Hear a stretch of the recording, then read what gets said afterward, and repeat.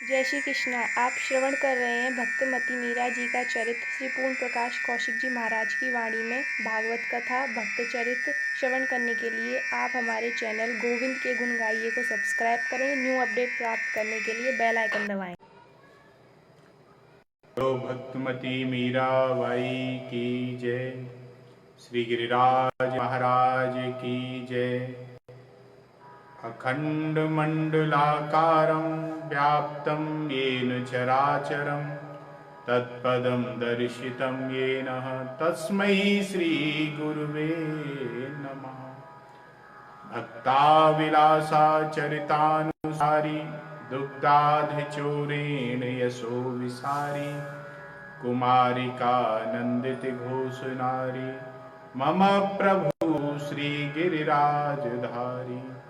भक्त भक्ति भगवंत गुरु चतुर नाम वपु एक इनके पद वंदन किए नासहि विघ्न अनेक। बोलो भक्तमती मीरा बाई की जय। हम आप सब श्रवण कर रहे हैं भक्तमती मीराबाई जी का जीवन चरित्र। आज थोड़ी नेटवर्क की परेशानी है तो कनेक्ट होने में बड़ी दिक्कत हो रही है, लेकिन फिर भी प्रयास करते हैं। जैसा ठाकुर जी कृपा करेंगे वैसी उनकी कृपा से। मीरा जी की भक्ति और उससे राणा विक्रमादित्य दिनों दिन क्रोधित होने लगा। उसका क्रोध मीरा के प्रति बढ़ता ही जा रहा था और रनवास में जो स्त्रियों का समूह था वह भी दो भागों में विभाजित हो चुका था। कुछ स्त्रियां तो मीरा की तरफ थी और कुछ स्त्रियां उदा और कर्मावती की तरफ थी। और जो उदा और कर्मावती की साइड की तरफ की जो स्त्रियां थीं उनको राणा का संबल भी प्राप्त था महाराज। अब कर्मावती कहती है कि जब से ये मेड़तानी यहां आई है तब से संकट ही संकट हमारे यहां चित्तौड़ पर आ रहे हैं। कभी हमारे तो राज्य में सुख शांति सब गायब हो गई है हमारे राज्य से जब से ये मेड़तानी आई है।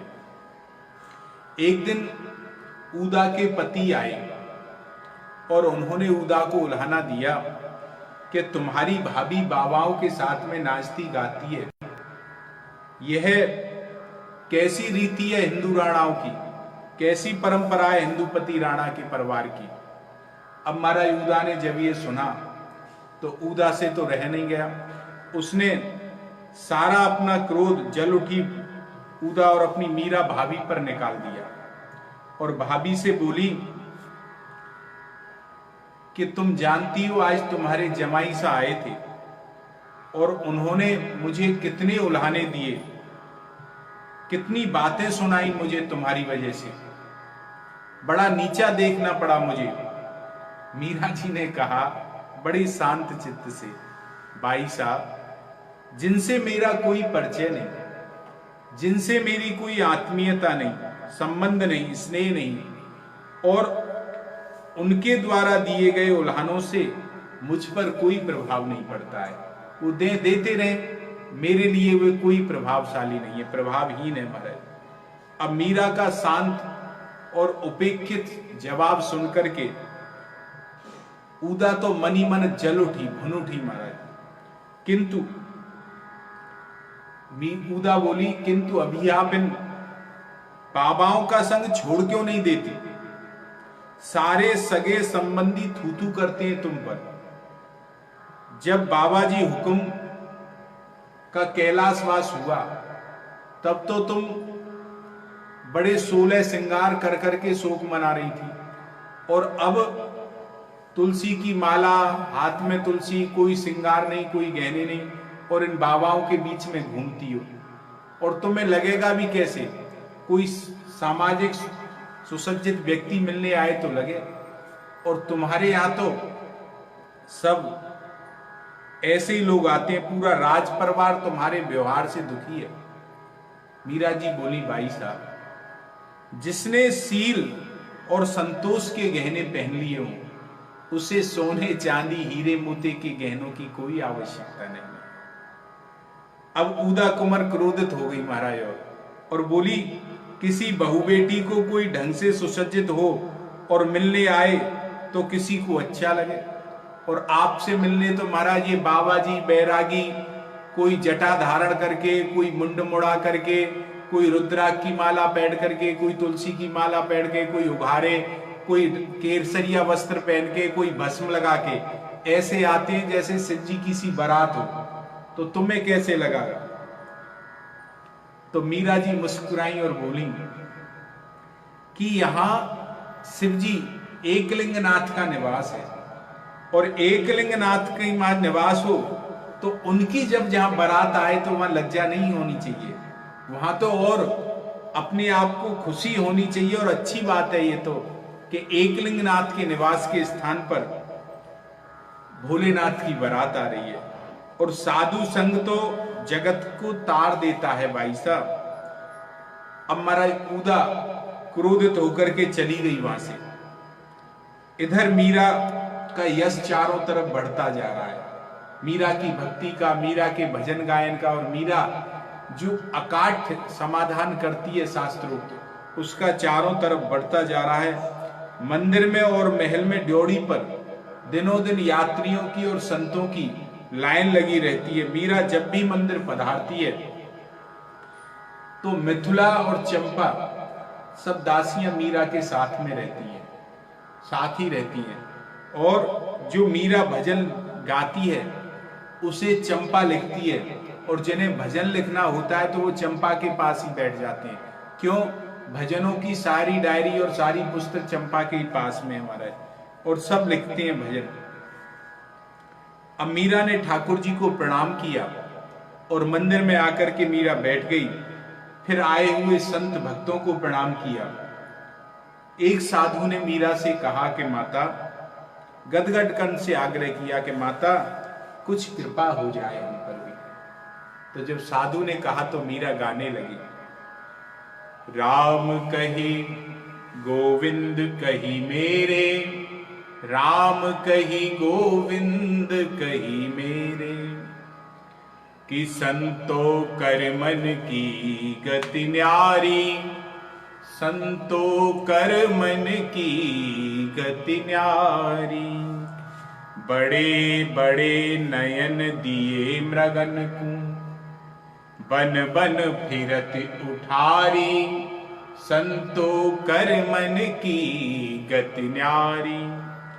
कि उज्ज्वल बरन दीन बगलन को, उज्ज्वल बरन दीन बगलन को, और कोयल कर दई कारी, संतो कर मन की गति न्यारी। अरे और नदी पण जल निर्मल कीनी, और नदी पण जल निर्मल कीनी, समुद्र कर दीनी खारी, संतो कर मन की गत न्यारी। कि मूरख को तुम राज दियत हो, कि मूरख को तुम राज दियत हो, पंडित फिरत भिकारी, संतो कर मन की गत न्यारी। अरे संतो कर मन की गत न्यारी। इस प्रकार से मीरा सबका समाधान करती महाराज। अब एक बार जयमल, मेड़ते से कुंवर जयमल और उनके साथ में उनके पुत्र भंवर मुकुंद दास मीरा को चित्तौड़ से मेड़ता लेवाने के लिए आए। और जो जयमल के पुत्र हैं मुकुंद दास, ऐसे समझो महाराज वीरता इतनी है उनकी कि राजपूती गौरव ही मानो देह धारण करके आया हो। 10 वर्ष की अवस्था है, दोनों में बड़ी वीर है मुकुंद दास जो है जयमल के पुत्र। अब दोनों परिवारों में विचार विमर्श हुआ। जो रतन सिंह की 6 वर्ष की पुत्री थी श्याम कुमार, उसका विवाह मुकुंद दास के साथ में कर दिया गया। अब नई बींदनी, नई दुल्हन और उसकी धाय मां मीरा दोनों एक साथ में मेड़ते को चली और उनका सामान सारा मेड़ता के लिए रवाना कर दिया गया। जब मेड़ते आ गई तो मुकुंद दास ने हुकुम दाता वीरम देव जी से चित्तौड़ का सब वृतांत कह सुनाया और उन्होंने कहा कि महाराणा विक्रमादित्य के पीछे स्वभाव के बारे में बताया। वह सारा समय विक्रमादित्य अपना भाण और गवैयाओं के साथ रंगारंग में और नशे में डूबे रहते हैं। सारे राज्य की वागडोर ढीली हो गई है और राणा जी भुआसा और उनकी भक्ति से तो बहुत ही द्वेष रखते हैं। उन्होंने पूछा वीरम देव जी से कि मेरे फूफा जी कैसे थे दादा साहब, जो भोजराज थे वह कैसे थे, वह भी इन राणा विक्रमादित्य की तरह ही थे या उनमें के व्यवहार में कोई अंतर था? तो वीरम देव जी बोले, बेटा क्या कहूं बेटा, जैसे शांत रस रूप में घुलकर एक हो जाए, जैसे सोने में सुगंध एक हो जाए और जैसे कर्तव्य और भक्ति मिल जाए, वैसा ही रूप था मेरे जमाई का। गुण और वीरता की भंडार थे मेरे जमाई। जैसे तेरी बुआ भक्ति करती है, कोई और होता तो कितने विवाह कर लेता। चित्तौड़ के राजकुमारों को कोई विवाह की कमी थोड़ी थी, किंतु उन्होंने दूसरा विवाह करने से तभी मना कर दिया था। और जो श्याम कुंभ के पास जो मंदिर बनाया है चित्तौड़ में, वह तेरे फूफा जी ने ही तेरी बुआ सा के लिए बनाया था। मीरा बहुत दिनों के बाद में मेड़ता वापस आई है। मायके में ना तो उनकी चिंता करने वाली अब मां रही और पिता भी नहीं रहे। पिता कुछ वर्ष पूर्व पहले ही युद्ध में मातृभूमि के लिए बलिदान हो गए, कुर्बान हो गए। मेड़ता में आकर जब मीरा ने जगत के व्यवहार का परिवर्तन देखा तो देखती ही रह गई। जिस महल में मीरा का बचपन अपनी मां के साथ में गुजरा था, उस महल में अब जयमल अपनी पत्नी और बच्चों के साथ में रहते हैं। जो छोटे छोटे बच्चे थे वह बड़े हो गए और विवाह हो गए और अनेकों अन्य छोटे छोटे बच्चे हो गए। और जो दादा हुक्म वीरम देव जी हैं, वह भी बिल्कुल ऐसे जो दादू जी की तरह दिखने में लगते हैं। वैसे ही दादू जी के पलंग पर विराजमान होकर के माला फेरते हैं और काले और धौरे मिश्रित बालों की दाढ़ी पर हाथ फेरते हुए अपने नाती पंती पोतों को खिलाते हुए चर्चा करते हैं, कहानी करते हैं। मीरा को स्मरण आ गया कि जब मीरा 5 वर्ष की थी, उस समय उसने नेत्रों में आंसू ला करके अपनी दूदा जी बाबू साहब से पूछा था कि बाबू साहब, एक बेटी के कितने बींद होते हैं? और उसकी आंखों में आंसू और होठों पर हंसी तैर गई है मीरा जी के पे। और बाबू साहब उसके शुद्ध शिल्पी जो थे, उन्होंने ही मीरा को गढ़ करके तैयार किया है। वे ही तो जगत में उनके पहले अवलंब थे और दूसरे अवलंब थे उनके भोजराज। आज दोनों ही अवलंब मीरा को छोड़ करके चले गए। अब मीरा का कोई इस प्रकार का सहारा नहीं है दूसरा। मीरा ने पूछा, अपने आप को संभालते हुए वीरम देव जी से कहा कि दादा हुकुम, आप तो बिल्कुल बाबूसा जैसे दिखने लगे। अब वीरम देव जी ने कहा, बेटी अब बुढ़ापा तो आ ही गया है, पर मैं चित्तौड़ के क्या हाल सुन रहा हूं। कहते हैं कि राणा की राग रंग में डूबे रहते हैं और चौकियां सब ढीली पड़ी हैं। मीरा जी बोली, हुकुम बाबू साहब, राजमद को पचाना सबके बस की बात नहीं है, सब नहीं पचा पाते राजमद को। वीरम देव जी ने मीरा को नन्ही बीन जो श्याम कुंवर थी उसका ख्याल रखने के लिए कहा कि बेटी, इस नन्ही बींद का ख्याल तुम रखना, कहीं ये उदास नहीं हो जाए, इसे उदासी नहीं आ जाए। अब मीरा और गिरधर के आने से श्याम कुंज में भी रौनक आ गई थी। अब तक श्याम कुंज उदास पड़ी थी। मीरा जब ये आई तो मीरा के आने से मीरा ने पहले की तरह अपने गिरधर के लिए तान छेड़ दी और श्याम कुंज में जाकर के पुरानी तान छेड़ दी। हेरी में तो प्रेम दीवानी मेरो, दर्द न जाने कोई। पुरानी वही तान मीरा ने जब छेड़ दी तो मीरा के आने से मेड़ते में पुनः भक्ति की धारा बह गई। श्याम कुंज में रौनक आ गई। मीरा के दर्शन के लिए जो संत लोग चित्तौड़ जा गए थे वे सब वापस आकर के मेड़ता आने लगे और श्याम कुंज में ही सत्संग करने लगे। पुनः भक्ति की रसधारा मेड़ता में बहने लगी। महाराज मेड़ते से इस प्रकार सत्संग कर करके मीरा जी 1 वर्ष बाद चित्तौड़ पुनः वापस जाने लगी। और जब चित्तौड़ जा रही थी तो सीमा पर मीरा ने देखा कि उजड़े हुए खेत, जले हुए खेत, उजड़े हुए गांव, उजड़ते खेत और सताए हुए मनुष्य और पशु ऐसे देखे। और उस पर से उन पे कर लेने के लिए उनको प्रताड़ित करते हुए राज सैनिक, उनको जब मीरा जी ने देखा तो मीरा जी का भक्त हृदय करुणा से रो पड़ा। उन पर वह अत्याचार देखा नहीं गया तो उन्होंने अपने गहने और अपनी दासियों के गहने लेकर के उतार करके उन किसानों का कर्जा चुका करके उन सैनिकों को दे दिए महाराज। और तब गई। इधर मीरा के चित्तौड़ पहुंचते राणा और ज्यादा क्रोधित हो गया और मीरा के कक्ष में जाकर के पहुंचा कि आज तो मैं अर्ज कर रहा हूं आपको कि मुझे मेरा काम करने दो, मेरे काम में बीच में कोई अड़वंगा मत लगाओ, अन्यथा मुझसे बुरा कोई नहीं होगा अगर तुम मेरे काम में बीच में आई तो। मेवाड़ की महारानी साधु संगत और बाबाजियों के बीच में नाचती है, सुन सुन करके मेरे कान पक गए, चारों तरफ कितनी बदनामी हो रही है।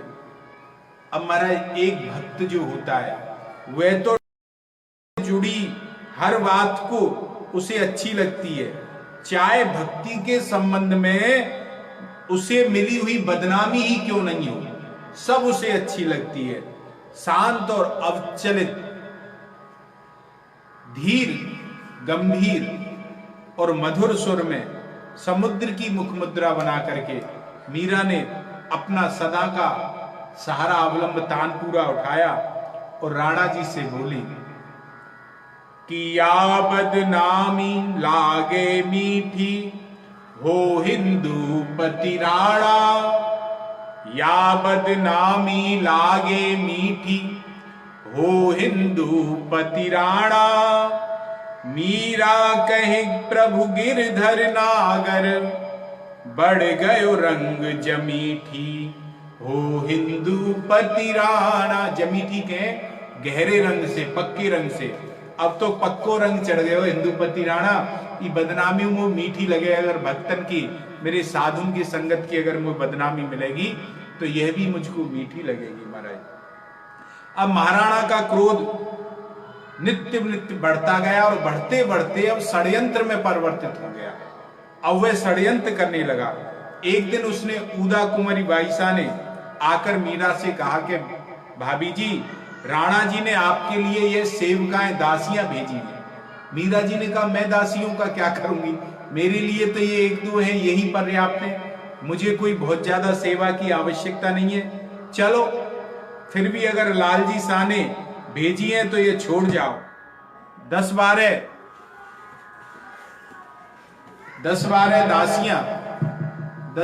दासियां उदा मीरा जी के पास में छोड़ करके चली गई। दासियों का के साथ मीरा बैठ करके संवर्ती कीर्तन करने लगी महाराज। और जब नित्य प्रति दासियां षड्यंत्र करने लगी तो क्या हुआ कि कुछ ही दिन बाद जो मथुरा थी उसकी देह में दाह उत्पन्न हो गया और वैद्य जी आए तो वैद्य जी ने कहा कि यह छोरी बचेगी नहीं, जाने अनजाने में इसके पेट में विष पहुंच गया है। उस दिन मीरा ने मंदिर में नहीं पधारी, मीरा रसोई भी नहीं हुई और दासियों के साथ समेत स्वर में कीर्तन करने लगी और बोलो और ऐसे कीर्तन किया कि उन बोलों से सारा महल गूंज गया महाराज। और मिथिला के सिर को मीरा जी ने अपनी गोद में रख लिया और फिर गोद में रख करके मीरा जी गाने लगी, अरे हरि मेरे जीवन प्राण